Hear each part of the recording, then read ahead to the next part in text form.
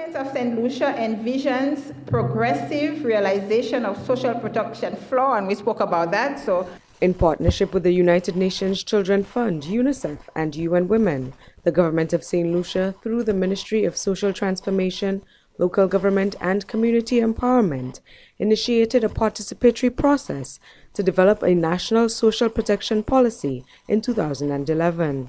The aim is to achieve minimum standards of living for those most in need, guarantee systematic human capital investments, and promote participation in the labor market.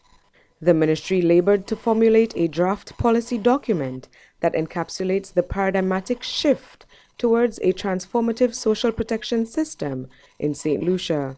To a large extent, what needs to be done is actually the rationalization of these programs and the elimination of the duplication and so on. For instance, the after-school program, the community after-school program, which the Ministry of Social Transformation has implemented over the last couple of years or so, is one attempt by the government to actually address the vulnerabilities associated with those children who are to a large extent left unattended to between the hours of 3 and 6 or 3 and 7 because their parents are working and so on and so forth.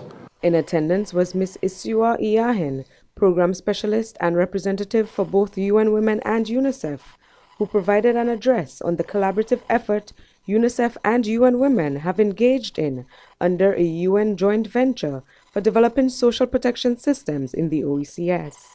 So by developing this social protection policy, Saint Lucia is taking a very important step forward in meeting these critical human rights commitments, including the promotion of social protection, not as a gift or something like that, but as an entitlement, as a right. The Permanent Secretary of the Ministry of Social Transformation, Local Government and Community Empowerment, Ms. Juliana Alfred, noted that the ministry's journey in the formulation of the draft National Social Protection Policy has been long and productive. She underscored the importance of this process and the final document within the context of the wider social safety net reform in the ministry's efforts to cater to a variety of segments of the population. As a next step, the ministry will be meeting with the National Steering Committee to finalize their recommendations and prepare the policy document for submission to the Cabinet of Ministers for their endorsement and approval. From the Ministry of Social Transformation, Local Government and Community Empowerment, I am Adara King.